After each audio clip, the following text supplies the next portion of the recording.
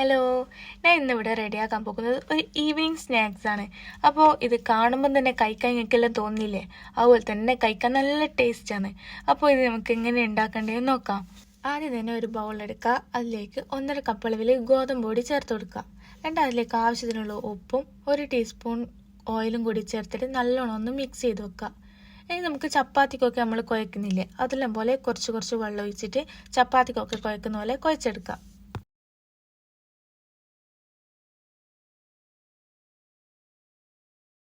ഞാൻ ഇത് ചപ്പാത്തിക്കെല്ലാം കുഴക്കുന്ന പോലെ കുഴച്ചെടുത്തിട്ട് വെച്ചിട്ടുണ്ട്. ഇത് നല്ല സോഫ്റ്റ് ആയിട്ടാണ് ഞാൻ കുഴച്ച് വെച്ചത്.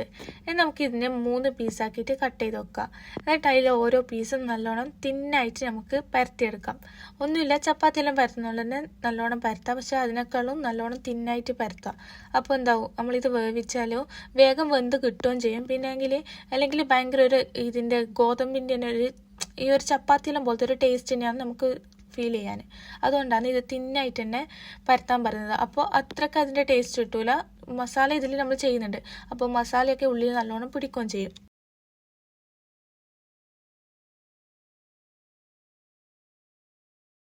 ഞാനിതാ ഇതിവിടെ തിന്നായിട്ട് പരത്തി വെച്ചിട്ടുണ്ട്. ഇനി ഇതിൻ്റെ സൈഡ് 4 ഭാഗവും കട്ട് ചെയ്ത് മാറ്റാം. എന്നിട്ട് ഇതിനെ ചെറിയ സ്ക്വയർ പീസാക്കിയിട്ട് കട്ട് ചെയ്ത് വെക്കാം. എന്നിട്ട് ഇതിൽ ഞാൻ വീഡിയോയിൽ കാണിക്കുന്ന പോലെ തന്നെ നിങ്ങളൊന്ന് ഇതുപോലെ ഒന്ന് ഫോൾഡ് ചെയ്തെടുക്കുക. ഇതുപോലെ പറ്റുന്നില്ലെങ്കിൽ വേറെ ഏതെങ്കിലും രീതിയിൽ അറിയെങ്കിൽ അതുപോലെ ചെയ്താലും മതിയാവും. ഇനി നമുക്ക് ഇതുപോലെ തന്നെ ഇത് ഫുള്ളും ഇതുപോലെ തന്നെ ചെയ്തെടുക്കാം. ഇനി ഇത് വേവിക്കാൻ വേണ്ടിയിട്ട് ഒരു പാത്രത്തിൽ കുറച്ച് വെള്ളം ചൂടാൻ വേണ്ടിയിട്ട് വെക്കുക. അതൊന്ന് തിളച്ച് വന്നു കഴിഞ്ഞാൽ അതിലേക്ക് നമുക്ക് ഇത് ഇട്ട് കൊടുക്കാം. എന്നിട്ട് അതിൽ നിന്ന് ഇതൊന്ന് വേവിപ്പിച്ചെടുക്കാം. അതിനകത്ത് നിന്ന് ഇതൊരു 5-6 മിനിറ്റ് കൊണ്ട് ഇത് വെന്ത് കിട്ടും.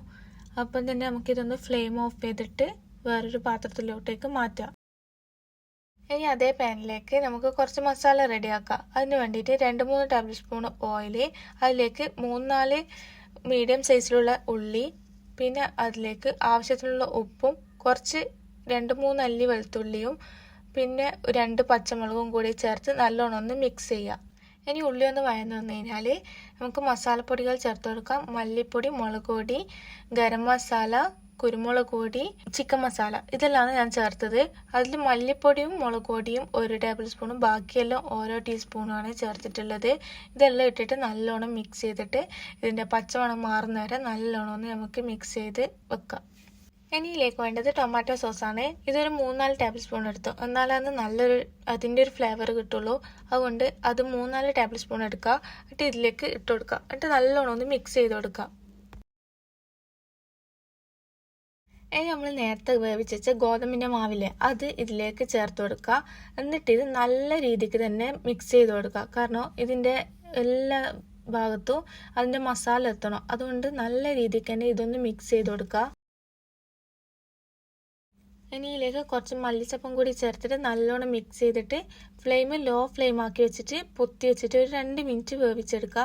അപ്പോൾ ഇതിൽ മസാലയെല്ലാം എല്ലാ സൈഡിലും എത്തിയിട്ട് അതൊന്ന് സെറ്റായി വന്നിട്ടുണ്ടാവും. അപ്പോൾ ഇത് നമ്മൾ ടേസ്റ്റ് ആയിട്ടുള്ള സ്നാക്സ് ഇവിടെ റെഡി ആയിട്ടുണ്ട്. ഇത് ഈവനിങ് ചായൻ്റെ ഒപ്പരെല്ലാം കൂടെ കഴിക്കാൻ നല്ല ടേസ്റ്റാണ്. അപ്പോൾ ഇതെല്ലാവരും ഒന്ന് ട്രൈ ചെയ്ത് നോക്കുക. എല്ലാവർക്കും ഇഷ്ടപ്പെടുന്ന ഒരു സ്നാക്സാണ്. എൻ്റെ ഈ വീഡിയോ കാണുന്ന എല്ലാവരും ചാനൽ സബ്സ്ക്രൈബ് ചെയ്യുക, വീഡിയോ ലൈക്ക് ചെയ്യുക. അപ്പോൾ അടുത്ത വീഡിയോയിൽ കാണാം. ബൈ.